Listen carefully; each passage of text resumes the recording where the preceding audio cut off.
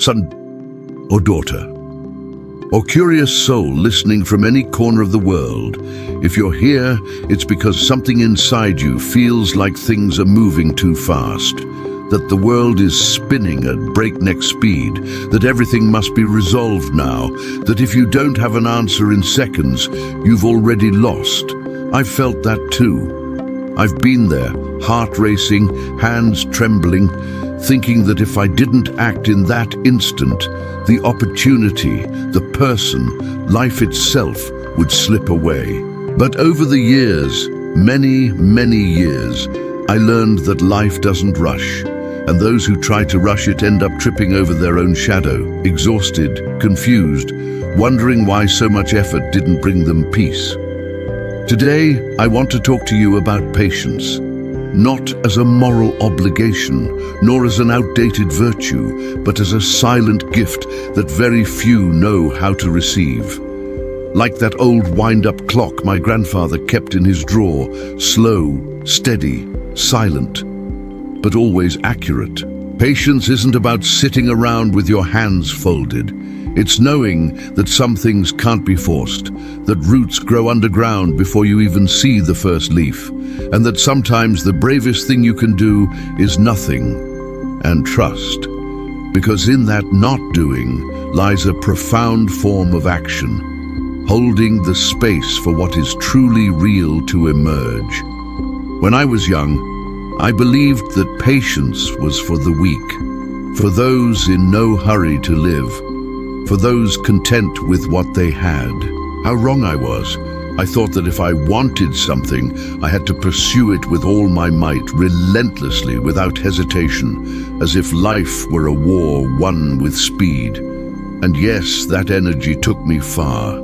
I got a job before my friends, built a house, traveled, met important people, but it also burned me out. It left me exhausted, frustrated, always unsatisfied. Because when you live in a rush, you never enjoy what you already have. You're always looking at the next step, the next achievement, the next this time, yes. And so the years go by and you realize you ran the whole way, but you didn't truly live it. You didn't see the colors of the leaves in autumn. You didn't hear the silence between your mother's words. You didn't feel the warm weight of your young child's hand because you were too busy planning their future. Life isn't a race. It's a walk. And on that walk, the most beautiful things are often what happen when you're not looking. I remember when I planted my first lemon tree. I was 25 years old. I watered it every day, looked at it every morning, even talked to it as if it could understand me. Months went by, and I didn't see a single new shoot. One day, in despair, I pulled it up, thinking it was dead. My father, with that calmness that only those who have witnessed entire cycles of life possess, told me without raising his voice, "Trees don't grow when you want them to. They grow when they're meant to." I didn't understand then. I only felt ashamed. But the following year, in that same spot, I planted another one. This time I didn't look at it so closely. I simply cared for it. I gave it water, sun, a little fertilizer. And then I went on with my life. One day, without warning, the first flowers appeared, and then the fruit. That tree still bears lemons. And every time I squeeze one into my tea, I remember that patience isn't passivity. It's faith in the process. Faith that life knows what it's doing, even if you don't understand it yet. Today, the whole world seems designed to kill patience. Everything is immediate. Food in minutes, answers in seconds, love in swipes, fame in a 15-second video. The art of waiting has been lost. But waiting isn't emptiness. Waiting is space. Space for ideas to mature, for wounds to heal, for the heart to clear. Do you know how many important decisions I've made right simply because I waited one more day? Many. And how many I've ruined because I couldn't bear 5 minutes of uncertainty? Also many. Impatience is the child of fear. Fear of losing, of falling behind, of not being enough, of someone else achieving it first. But patience is born of trust. Trust that even if you can't see the whole path, the first steps are already illuminated, and that's enough. Because life doesn't show you the whole map at the beginning. It only gives you the compass. And if you run without looking at it, you end up lost. I've seen young people today suffer from not achieving quick success, from not finding a partner in 3 months, from not seeing results in their projects, from not having the body, the house, the life they see on screens. And I understand their anguish, because the world tells them that everything must be immediate, perfect, visible. But I would tell them the same thing I would tell myself at 30. Don't compare your chapter 3 with someone else's chapter 20. Every story has its own rhythm. Your flower won't bloom on the same day as your neighbor's. And that doesn't mean it's withered. It just means its timing is different. Nature doesn't rush. The seasons don't arrive before they're due. The river doesn't struggle against the stones. It flows around them, shapes them, makes them part of its path. That's how life should be. Fluid, not forced. And sometimes what seems like an obstacle is actually a necessary bend for the water to reach the sea. And no, it's not about resigning yourself. Patience isn't complacency.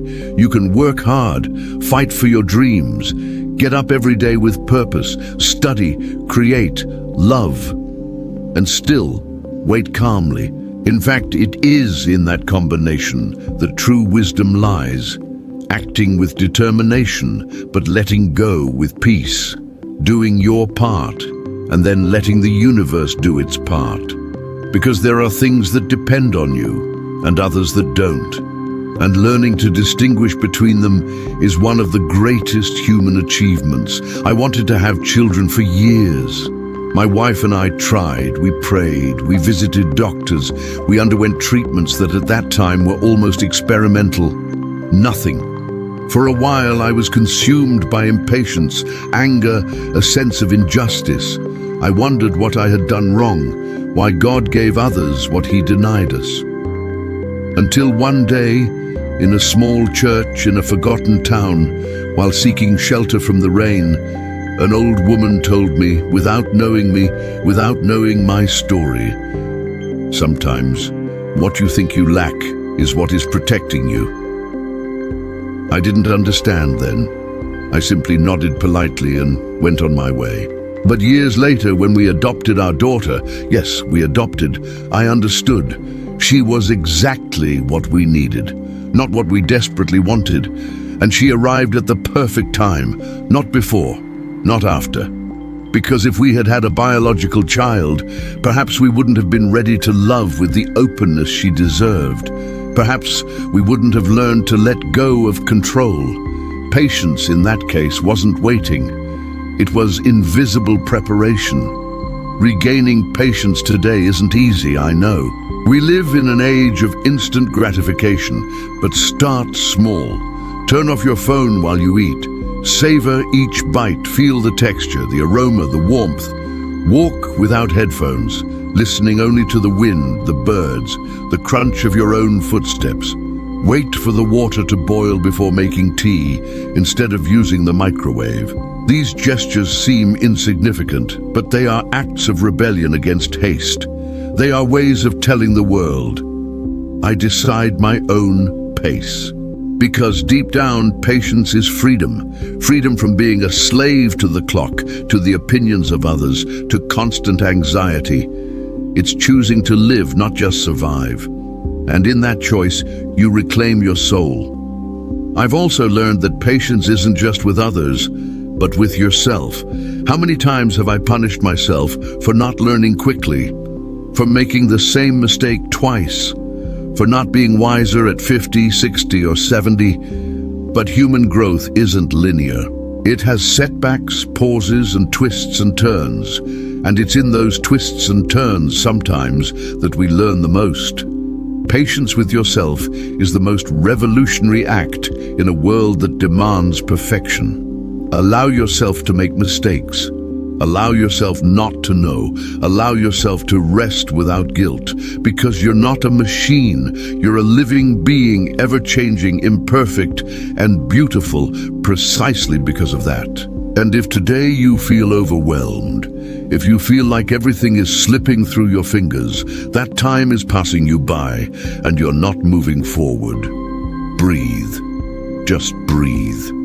Close your eyes and remember, nothing good comes from urgency. The best poems, the greatest friendships, lasting loves, scientific discoveries, works of art, all were born from someone who knew how to wait, who knew how to be silent, who knew how to trust. He understood that the seed doesn't argue with the earth, it simply surrenders to it. You can too. You don't need more speed, you need more depth. And depth is only reached when you stop running. Because in the end, life isn't measured in accumulated achievements, but in fulfilling moments. And those moments aren't rushed. They're lived, one by one, with attention, with calm, with presence. And that presence is only possible when patience opens the door. So my dear, don't be ashamed if today you decide to slow down. It's not a sign of weakness, it's a sign of wisdom. Because in a world that celebrates speed, being patient is revolutionary. And in that silence, in that conscious waiting, you'll find something you've already lost. Yourself. That child who played without looking at the clock, that young person who dreamed without haste, that adult who loves without demanding, they're still there. They just need you to give them time. Thank you for listening. If this message resonated with you, share it with someone who needs to remember that it's okay to slow down. And if you're alone right now, remember this: you're not late, you're in your own time. And your time is sacred, because life doesn't run, it walks, and you with it. Ooh.